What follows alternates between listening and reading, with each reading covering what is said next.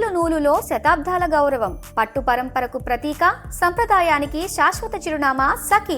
నమస్తే రమగారు. నమస్తే జయ. రమగారు, బంగారం చాలా ఇష్టంగా కొనుక్కుంటాం.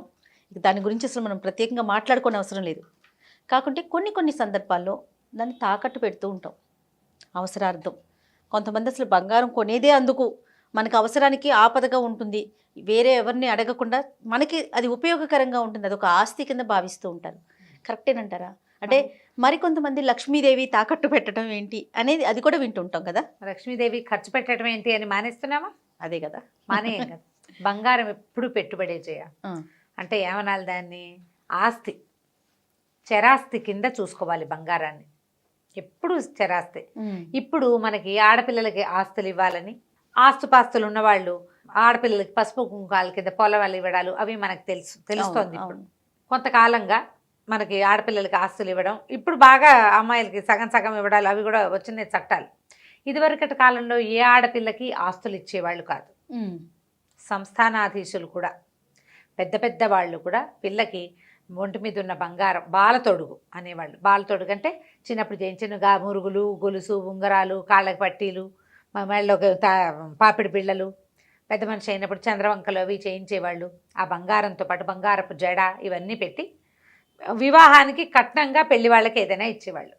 పిల్ల పేరుతోటి ఆస్తి, ఆడవాళ్ళ పేరుతో ఆస్తి ఉండేదే కాదు, లేదు. అప్పుడు వాళ్ళకి ఒంటి మీద ఉన్న బంగారమే వాళ్ళ ఆస్తి. తర్వాత కాలాల్లో భర్తలు చనిపోయినా లేకపోతే పిల్లలు పుట్టక అమ్మాయిని పంపించేస్తే మనోవర్తి ఇవ్వటం.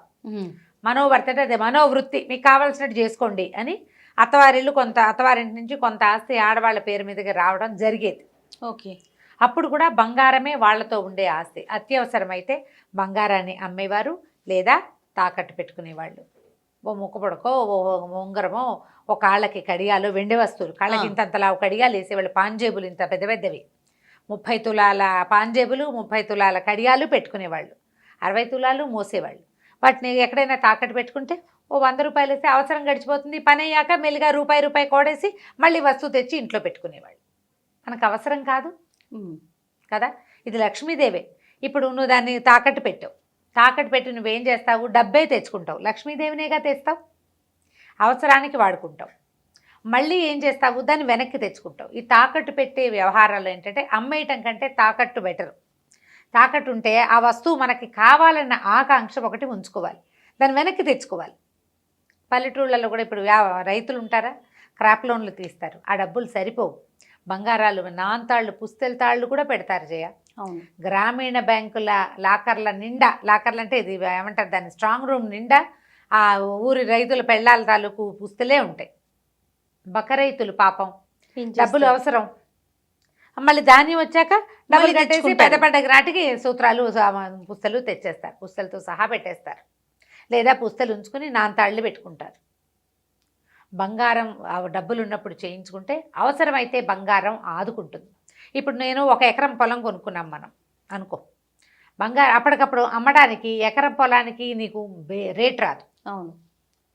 తాకట్టు పెట్టడం, పొలాలు తాకట్టు పెట్టుకునే వాళ్ళు తక్కువ దొరుకుతారు, ఎక్కువ మంది ఉండరు, అమ్మలేకపోతాం. పైగా పొలాలు ఎప్పుడు కూడా అమ్మబోతే అడవి, కొనబోతే కొరివి. అవును. అమ్మలేకపోతాం. ఇమీడియట్గా కావాలంటే అక్కడ 10 లక్షలు ఉన్నది మనకు 6 ఇస్తానంటాడు వాడెవడ, మన అవసరాన్ని గ్రహించి.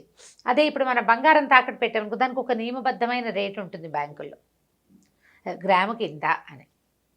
గ్రాము ఇప్పుడు 5,000 ఉంది జనరల్గా, 3,500 ఎంతో ఇస్తారు. అమ్మేస్తే మనకు 4,500 వస్తుంది అనుకో, 3,500 ఇస్తారు, వడ్డీ వేస్తారు. ఇది ప్లాన్డ్గా తెచ్చుకోవచ్చు కదా. అవును, చాలా మంచి పనే, కానీ అదేమీ చెడ్డ పని కాదు. అయితే కొత్త పెళ్లి కూతురు మనలో బంగారం తీసాడు అని చిన్నబుచ్చుకునే లాంటి మాటలే కానీ అసలు ఆడపిల్లలకి బంగారం పెట్టేదే వాళ్ళ అవసరాలకి ఆదుకోవటానికి. అలాగని మొగుళ్ళు జల్సాలకి, పిచ్చి వేషాలకి వాడతామనకూడదు. Precious thing.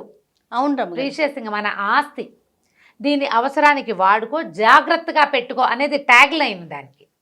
తాకట్టు పెట్టే నీ ఇష్టం వచ్చినట్టు అమ్మేమని నేను చెప్తున్నాను అనుకోకండి, అది పొరపాటు ఆ మాట. మనం ఒక వస్తువు తాకట్టు పెట్టుకున్నాం, అది మన పిల్లని తీసుకెళ్ళి అక్కడ పెట్టినట్టే. తెచ్చుకోవద్దు దాన్ని వెనక్కి. మరి తెచ్చుకుంటే అది మళ్ళీ గుడ్డు పెడుతుంది నీకు. తెచ్చుకుంటే ఇంకోసారి పెట్టుకుంటాం. ఈ ఏడాది విడిపించుకుంటాం, మీదటికి అవసరపడలా ఆ పై ఏడాదికి పిల్లల పెళ్ళిళ్ళో, ఇల్లు కట్టుకుంటున్నామో, ఏదైనా పొలం వ్యవహారమో, మనకే ఏదో వ్యాపారంలో మదుపు కావాలో, ఎవరికైనా ఏదైనా అత్యవసరమైన అప్పు తీర్చాలంటే దీనికి వడ్డీ తక్కువ ఉంటుంది. గ్రామీణ బ్యాంకుల్లో చాలా తక్కువ ఉంటుంది గోల్డ్ లోన్కి, ఇంట్రెస్ట్ రేట్ తక్కువ. ఇప్పుడు ప్రైవేట్ బ్యాంకుల్లో కొంచెం రేట్ ఎక్కువే ఉంటుంది. పల్లెటూరు వాళ్ళకి చాలా వెసులుబాటు. అర్బన్ బ్యాంక్స్లో, చిన్న బ్యాంకుల్లో వీలుగా ఉంటుంది. అక్కడ పద్ధతి అది చూపించి వ్యవసాయానికి అని కనుక పెట్టుకుంటే ఇంకా కొంచెం తక్కువ ఇంట్రెస్ట్లో వస్తుంది. అందరూ చేస్తారు జయ, అదేం తప్పు చెడిపోయిన పని కాదు. కాకపోతే ఇలా పెట్టేసి వదిలేయకూడదు. పెద్ద పెద్ద పాన్ బ్రోకర్ల దగ్గర అక్కడ పెడితే బంగారం వదిలిపెట్టేయాల్సి వస్తుంది. కొంతమంది బయట మార్వడీస్ దగ్గర పెట్టేస్తా ఉంటే రమ్మగారు, అంటే పేరు అనొచ్చు అనకూడదు కానీ బయట షాపుల్లో, చిన్న షాపుల దగ్గర పెట్టినప్పుడు వాళ్ళు రేట్ ఆఫ్ ఇంట్రెస్ట్ కూడా ఎక్కువ ఉంటుంది, ప్లస్ తెచ్చుకోలేకపోవటం. తర్వాత నాకు అనిపిస్తుంది వడ్డీ ఎప్పటికప్పుడు కట్టుకుంటా ఉంటే ఏ నెలక ఆ నెల కట్టేస్తూ ఉంటే ఒకేసారి ఎక్కువ అవ్వదు. అవును, వస్తువు మన దగ్గర డబ్బులు ఉన్నప్పుడు తెచ్చుకోవచ్చు. అంటే ప్రైవేట్ దగ్గర కాకుండా, ప్రైవేట్ వ్యక్తుల దగ్గర కాకుండా మనం కనుక బ్యాంకులో పెట్టుకోగలిగితే కొంత బంగారానికి సేఫ్టీ ఉంటుంది. వడ్డీ ఇంట్రెస్ట్ కట్టేసుకుంటూ ఉంటే ఏ నెల కా నెల ఎక్కడైనా కూడా ఈజీగా, ప్రైవేట్ అయినా బ్యాంక్ అయినా ఏదైనా కూడా ఇంట్రెస్ట్ అనేది ఎవరి మంత్ పే చేస్తూ ఉంటే ఈజీగా ఉంటుంది. భార్యల బంగారం వాళ్ళ సంసారానికి ఉపయోగపడాలి. భర్తల జల్సాలకి, తాగుబోతనానికి మాత్రం కాదు. బంగారాన్ని జాగ్రత్త పెట్టుకోండి. కుదిరినప్పుడు కొంచెం కొంచెం గోల్డ్ కొనుక్కోండి. మళ్ళీ ఇందులో రాళ్ళు రప్పలు అవి ఇవి ఉన్నవి కొనద్దు. రాళ్ళు ఉన్న వాటికి ఎక్కువ లోన్ రాదు. అవును, అసలు స్టోన్స్ ఉన్నవి తీసుకోడు కూడా, వెయిట్ తగ్గిపోతుంది. మనం కొనేటప్పుడేమో అదే నేను చెప్పిన అమ్మబోతే అడవి కొనబోతే కొరివి, రాళ్ళు ఉన్న బంగారానికి కూడా స్టోన్ వస్తువులు, స్టోన్లకు రేటు తరుగు ఎక్కువ, మేకింగ్ ఎక్కువ, గోల్డ్ పడతాయా? తీరా మనం బ్యాంక్లో పెట్టకపోతే మనకంత రాదు, మళ్ళీ మనకు రాదంతా. అందుకని ప్యూర్ గోల్డ్ చక్కగా గట్టి వస్తువు చేయించి పెట్టుకుంటే అత్యవసరమైనప్పుడు మీకే ఉపయోగపడుతుంది. కానీ మీరు చెప్తున్నా కదా, బంగారాన్ని తీసుకెళ్ళి బ్యాంకులో పెట్టడం అంటే మన పిల్లని తీసుకెళ్ళి బ్యాంకులో పెట్టడం. పిల్లనైతే ఎట్లా జాగ్రత్తగా వెనక్కి తెచ్చుకుంటాం, ఎక్కడైనా కూర్చోబెట్టాం, కాసేపు ఒక గంట కూర్చో వస్తానని, అట్లా ట్రీట్ చేయాలి గోల్డ్ని. అప్పుడే ఆ వస్తువు మనకి మిగులుతుంది. సొంత పిల్ల, మన పిల్లని ఒక గంట ఎవరింట్లో అయినా కూర్చోబెట్టాం, మళ్ళీ వెళ్ళి టైంకి పిల్లని తెచ్చుకోవాలి కదా. ఖచ్చితంగా అలా జాగ్రత్తగా ముద్దుగా చూస్తే బంగారం, శ్రీ మహాలక్ష్మి ఎప్పుడు మనతో పాటే ఉంటుంది. ఎప్పుడు కూడా డబ్బుని జాగ్రత్తగా చూసుకోవాలి. పారేయచ్చు, సరైన చోటు చూసి పారే, విసిరేసేయి, సరైన చోటు చూసి విసురు, బాగా ఖర్చు పెట్టు, సరైన ఖర్చు చెయ్యి, మదుపు పెట్టు, సరైన చోటు చూసి పెట్టు. నీ పిల్లని పెడుతున్నావు నువ్వు, అంతే అంతే. అలా పెడితే మీరు బంగారాన్ని చక్కగా లక్షణంగా తాకట్టు పెట్టుకోవచ్చు. అవసరానికి, అవసరార్థం ఏమీ తప్పులేదు. శ్రీ మహాలక్ష్మిని పెట్టి శ్రీ మహాలక్ష్మినే మనం వెనక్కి తెచ్చుకుంటాం. దాన్ని వేస్ట్ చేయొద్దు. శ్రద్ధగా ఉండి మీ వస్తువు మీరు వెనక్కి కనుక తెచ్చుకుంటే ఏ బాధ లేదు. అది తప్పు కాదు, పాపం కాదు, చెడు కాదు. అసలు ఇదివరకటి కాలంలో బంగారాలు ఆడపిల్లలకి పెట్టేది వాళ్ళ అవసరాలకి ఆదుకుంటుందనే, శక్తికి మించి కూడా పెట్టేవాళ్ళు. ఎందుకంటే ఆస్తులు ఇచ్చే వీల్లేదు, ఉన్న ఆస్తులన్నీ మగపిల్లలకే ఉంచుకునేవాళ్ళు. అందుకని ముక్కు కుట్టించేవాళ్ళు, చెవులు ఇక్కడి నుంచి, బావిలీలు ఇక్కడి నుంచి ఇక్కడి దాకా ఇవన్నీ బంగార పోగులు, మెళ్ళో కంటే కాసుల పేరు, గాజులు, పాంజేబులు పట్టి అక్కడి నుంచి వెండి కూడా బాగా ఇచ్చేవాళ్ళు. దీనికోసమే, వాళ్ళకి ఇంకేమి ఇవ్వం, ఇక్కడున్న ఆస్తంతా వెనక్కి ఉండిపోతుంది. అందుకని ఎంత పేదింట్లో అయినా పిల్లకి ఆసరా ఉంటుందని ఓ నాంతాడైనా చేయించి పెట్టేవాళ్ళు. గబుక్కున్న ఎంత చెట్టుకు అంత గాలి, అంతే కదా. వాళ్ళ శక్తిని అనుసరించి ఒక నాంతాడు పెట్టారనుకో, అవసరమైతే పిల్ల ఏదైనా ఏర్పరచుకుంటుంది దాంతో. భర్తకు ఉపయోగం. ఇప్పుడు మొగుడికి ఇవ్వటం అంటే భార్యాభర్త ఒకటి కాదా? నువ్వు నేను వేరా? ఒకటే కదా. అవును, వేరైతే కథ వేరేగా ఉంటుంది.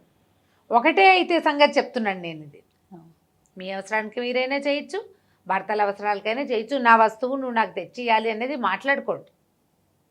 ఆ పని చేస్తే ఇప్పుడు నేను చెప్పాక అక్కడ ఎక్కడో ప్రైవేట్ వ్యక్తుల దగ్గర అప్పటికప్పుడు ప్రాణాలు పోయే పరిస్థితిలో కాకుండా కొంచెం ప్లాన్డ్గా బ్యాంకుల్లో అట్లా అయినా ప్లాన్ చేసి పెట్టుకుంటే మళ్ళీ వెనక్కి తెచ్చుకోవచ్చు. లక్ష్మీదేవిని మళ్ళీ ఇంటికి చేర్చుకుని ఆ పూట పాయసం చేసి దండం పెట్టుకుంటే మళ్ళీ వెళ్ళిపోకుండా ఉంటుంది మన ఇల్లు వదిలిపెట్టి. అంతే. ఇది ఎప్పుడు నిరంతరం చెయ్యండి అని కాదు, అవసరమైతే చెయ్యొచ్చు, అంత తప్పేమీ కాదు. నమస్తే రమ్మ గారు. నమస్తే.